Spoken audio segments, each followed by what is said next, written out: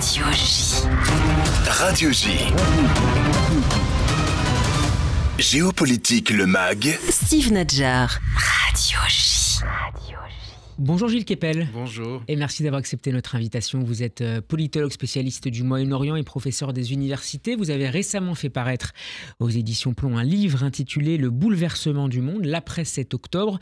Des massacres en Israël dont l'effet de souffle, écrivez-vous, n'a pas fini de produire ses effets au Moyen-Orient. On va le voir tout au long de cette émission.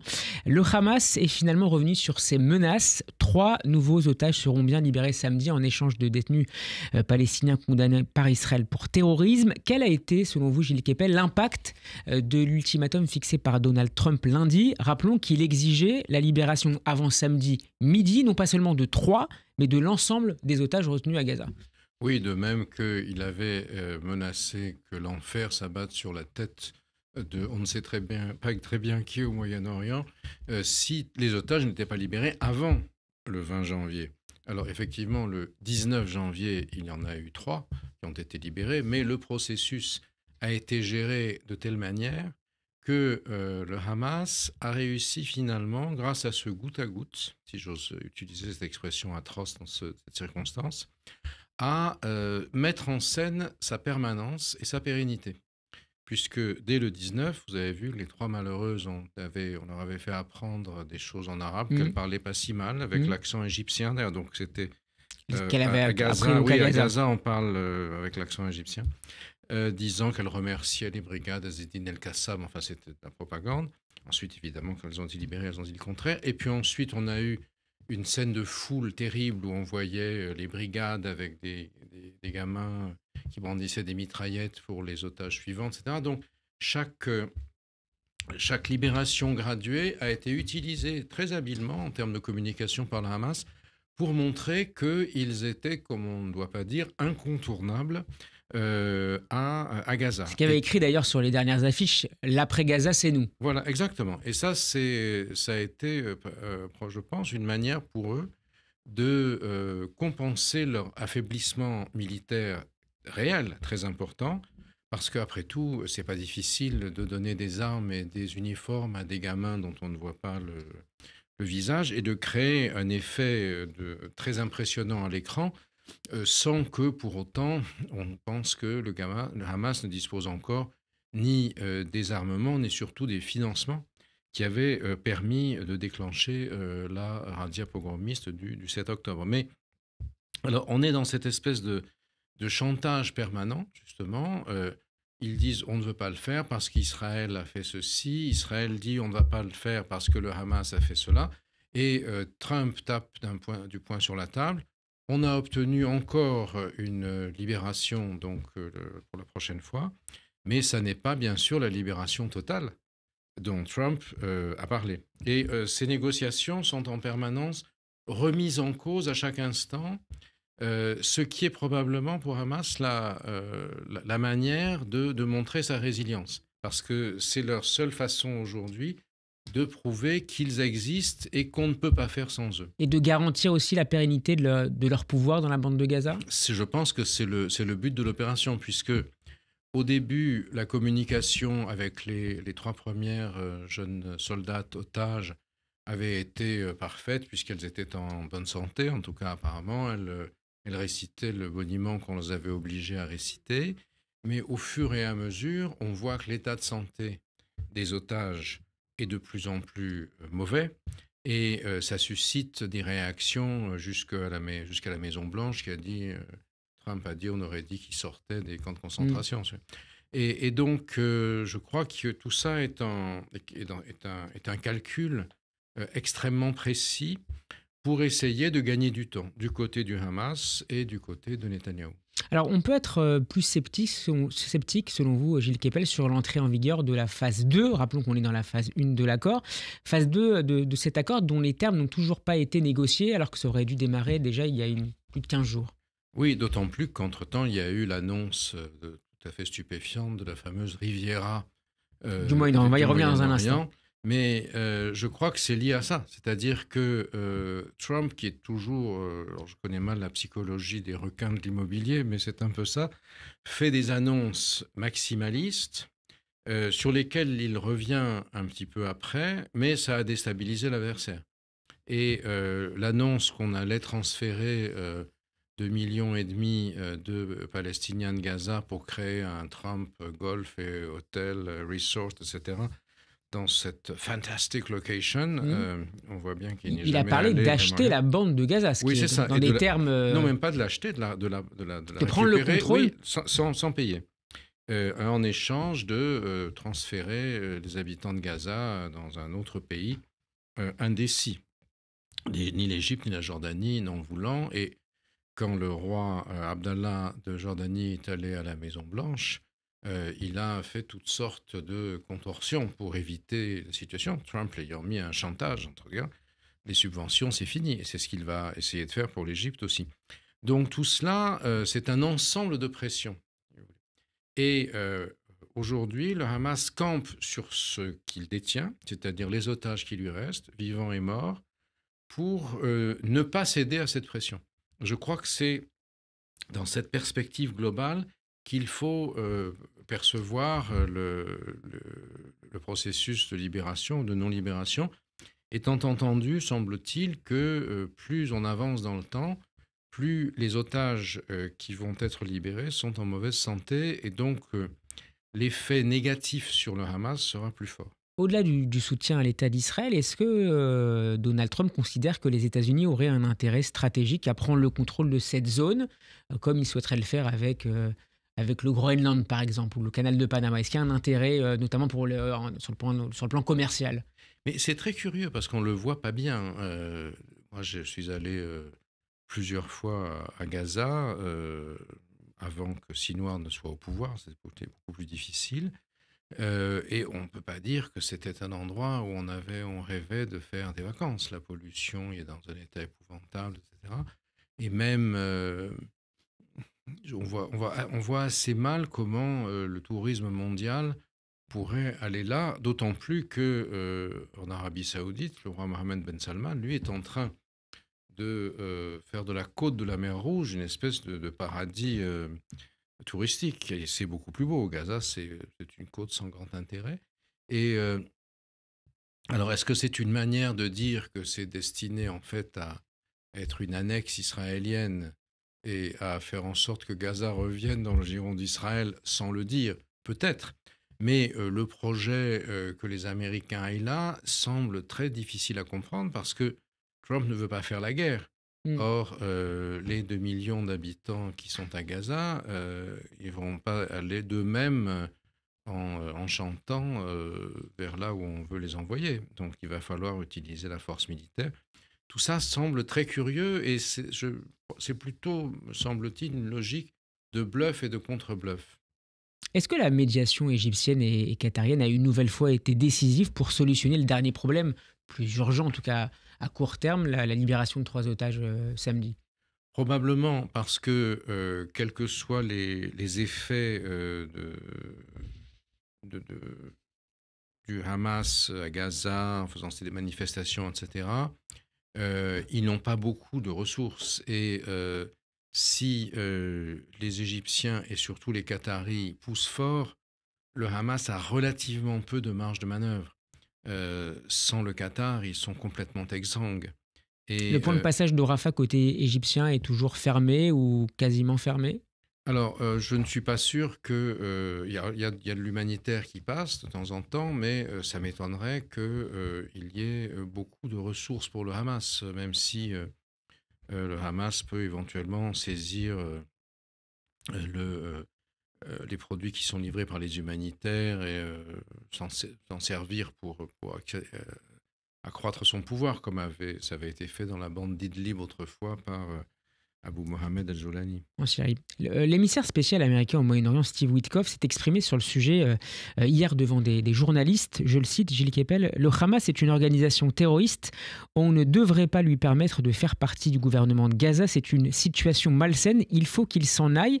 L'objectif est clair, les moyens beaucoup moins, ce qu'on disait à l'instant. » Quels sont les plans des Américains? Est-ce qu'au-delà de Donald Trump, le secrétariat d'État, le Pentagone depuis cette annonce tonitruante de Donald Trump, est-ce que Autant qu'on le sache, le secrétariat d'État comme le Pentagone a travaillé sur le sujet, ont travaillé sur le sujet. Mais on n'a pas vraiment l'impression, enfin ils ne vont pas nous le dire à l'avance certainement, mais en ce moment, l'administration américaine dans sa totalité est sous la vague de choc du démolisseur en chef, le Doge, c'est-à-dire Elon Musk. Vous avez vu que Trump a menacé tout diplomate qui ne ferait pas preuve d'une allégeance absolue d'être immédiatement mis à la porte.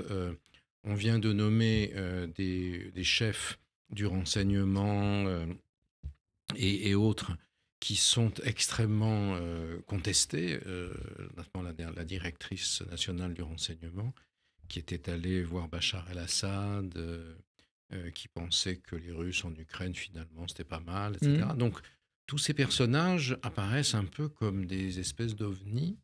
Et on voit mal comment aujourd'hui, par-delà les effets d'annonce, le président Trump peut avoir une machine administrative en ordre de bataille.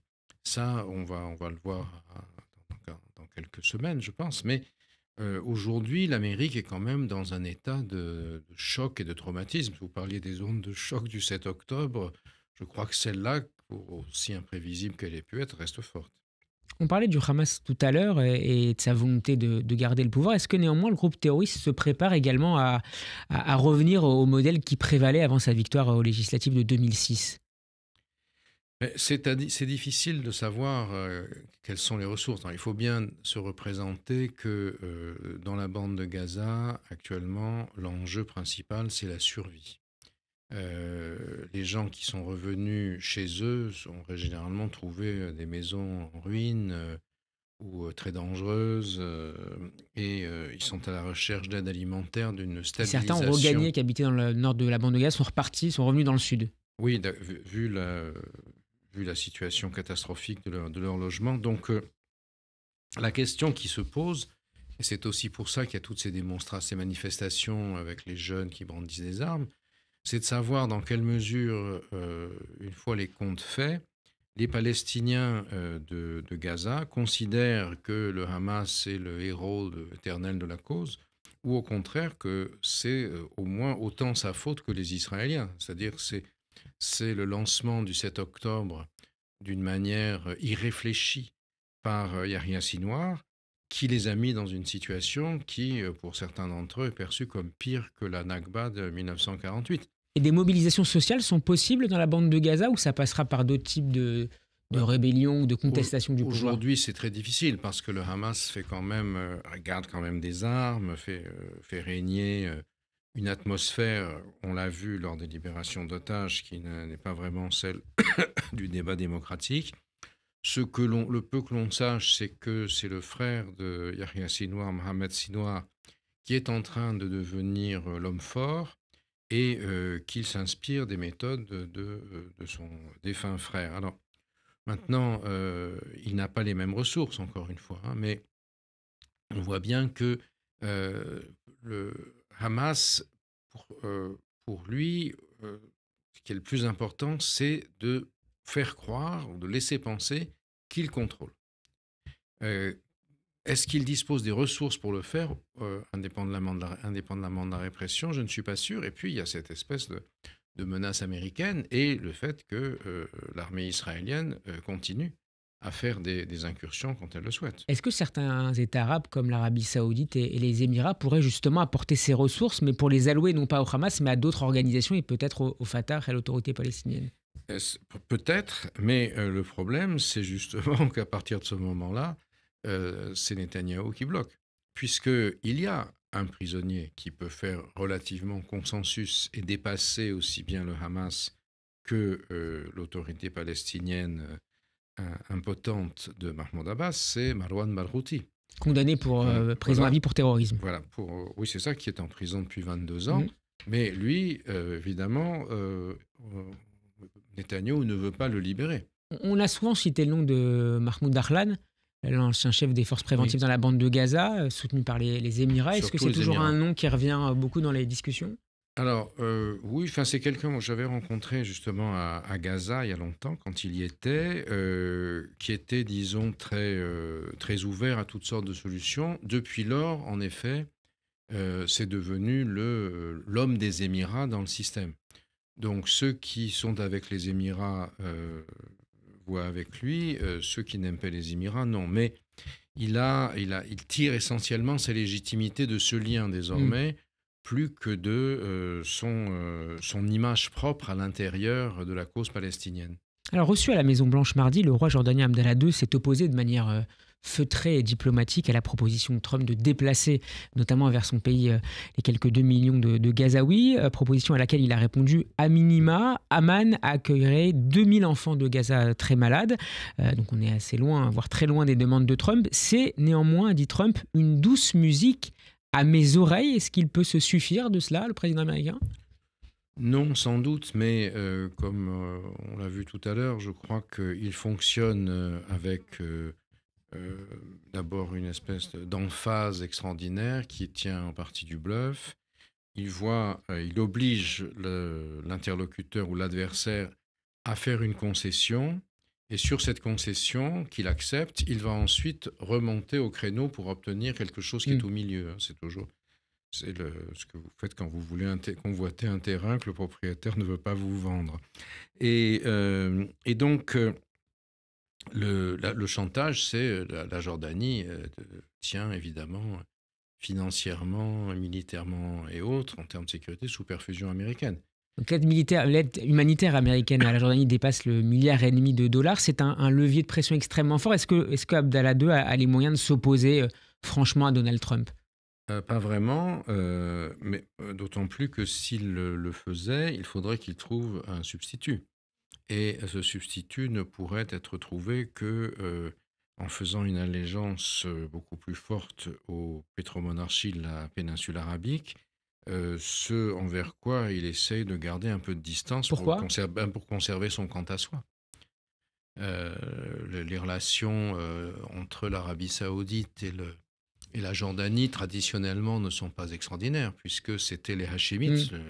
le royaume qui est aujourd'hui au pouvoir en Jordanie, qui contrôlait la Mecque et Médine, et que les Saouds ont pris la Mecque et Médine aux Hachémites. Vous voyez, donc tout Faut cela, refaire de l'histoire pour comprendre l'actualité ici. au Moyen-Orient, c'est souvent le cas, oui.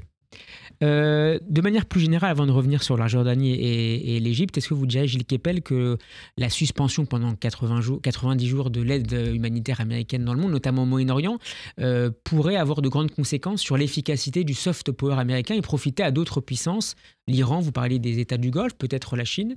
Alors, l'Iran, eux-mêmes, je crois qu'ils sont en grande nécessité d'aide étrangère en ce moment, puisque la situation est catastrophique en termes économiques. Ils n'arrivent même plus à chauffer dans le nord du pays, alors qu'ils ont les deuxièmes réserves gazières du monde du fait de la corruption, de la vétusté, etc.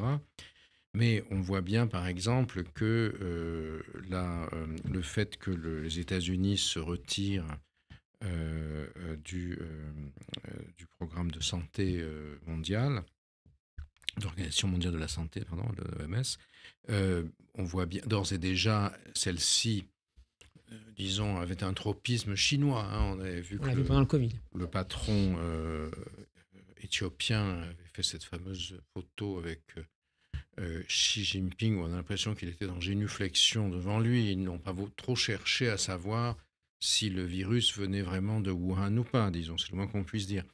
Et les Américains se retirant, c'est du coup la Chine qui va devenir le principal donateur, dans un certain nombre de ces institutions, ce qui va lui donner un soft power beaucoup plus important.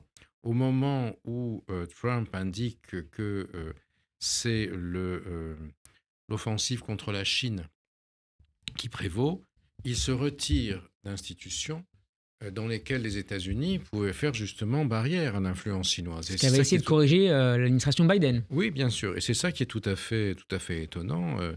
Le USAID, donc, c'est en gros un peu le sentiment qu'on a aussi dans l'extrême droite ici. Pourquoi dépenser de l'argent? Voilà, c'est ça pour l'Agence mondiale. Vous savez, c'est ce qu'on appelait autrefois, quand j'étais jeune, étudiant à Sciences Po, il y a très très longtemps, le cartiérisme. Alors ça, personne ne savait, c'était Raymond Cartier, ce journaliste, je crois, de Paris Match, qui avait expliqué que c'était la Corrèze avant le Zambèze.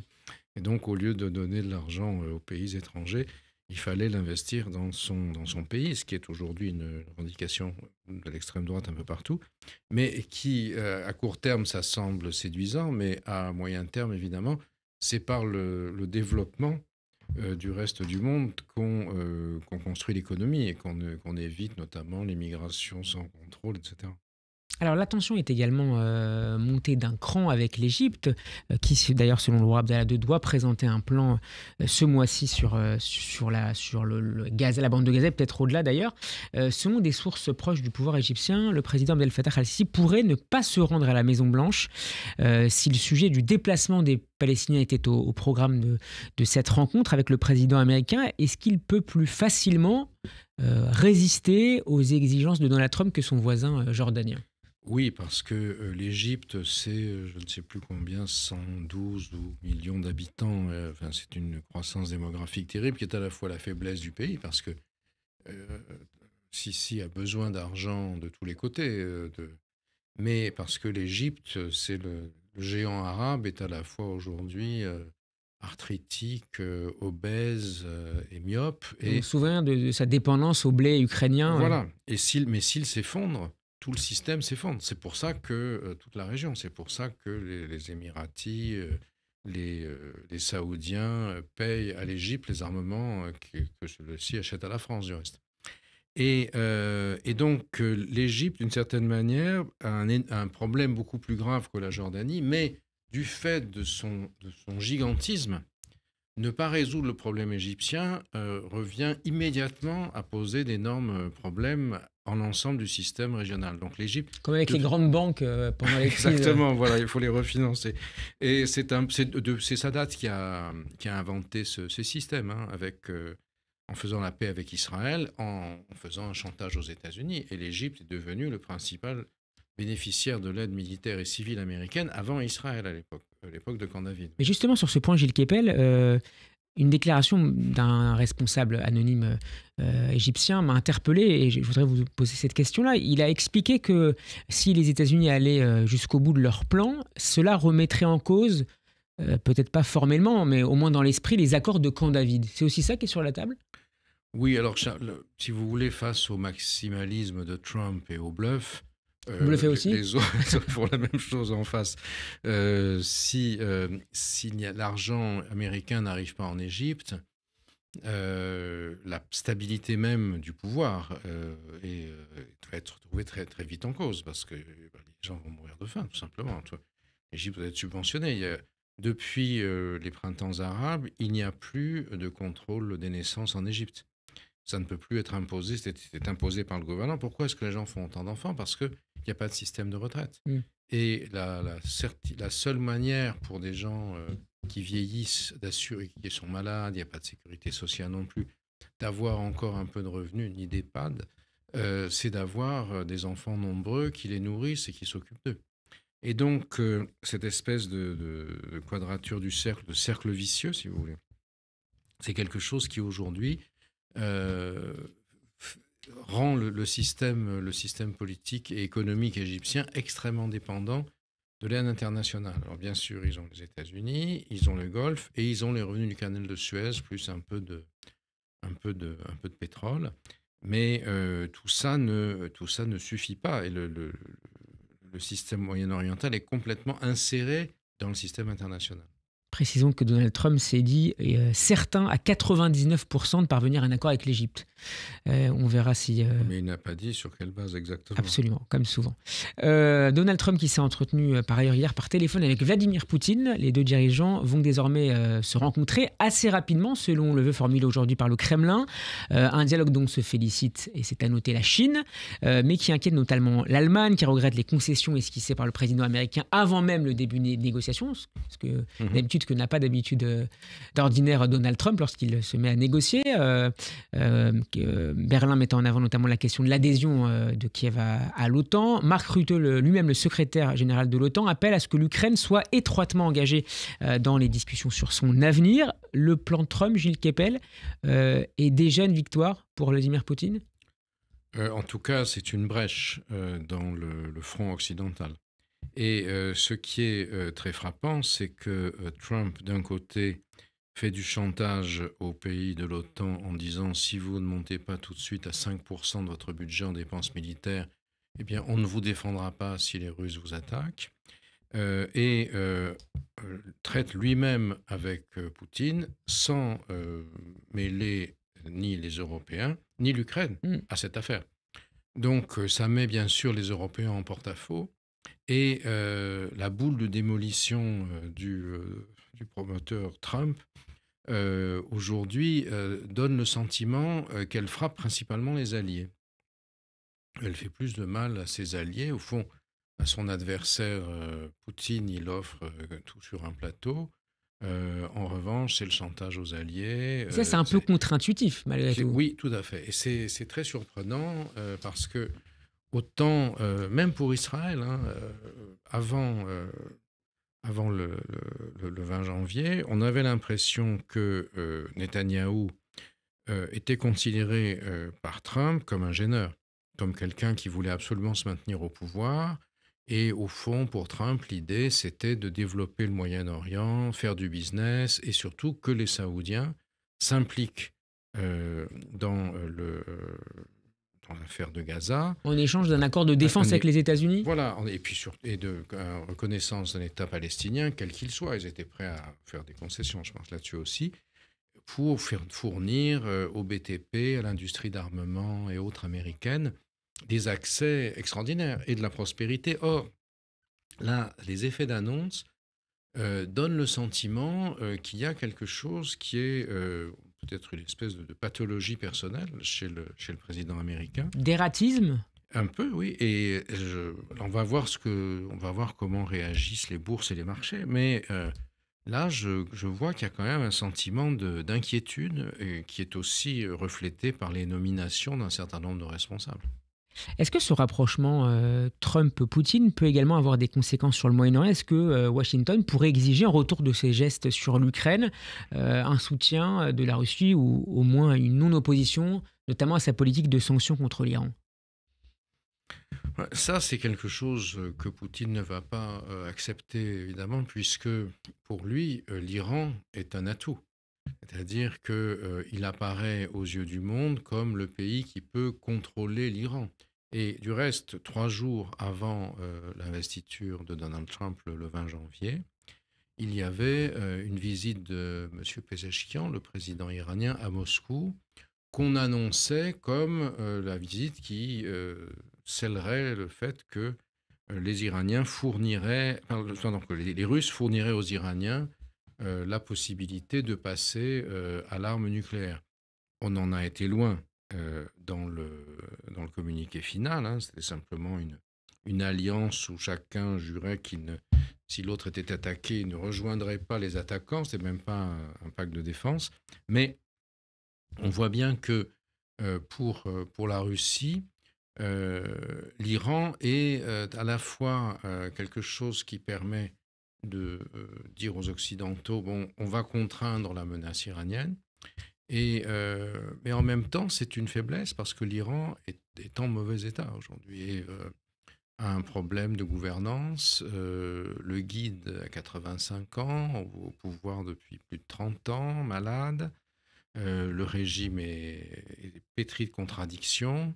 La situation économique n'est pas bonne et, semble-t-il, les dernières frappes israéliennes ont détruit le système de défense.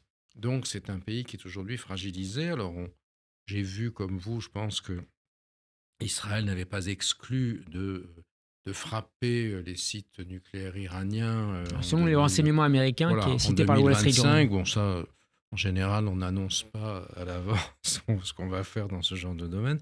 Mais je crois que ça va faire partie du deal, si deal il y a. Mais ce qui est très frappant, effectivement, c'est que Trump a d'emblée cédé à la fois indiqué, mais ça c'était déjà présent dans ce que sous-entend Zelensky, c'est-à-dire que les régions russophones de l'Ukraine le Donetsk et le Donbass qui ont été occupées par les troupes russes, elles ne vont visiblement pas revenir dans l'Ukraine de demain. Mais en revanche, la contrepartie, c'était que l'Ukraine qui restera fasse partie de l'OTAN.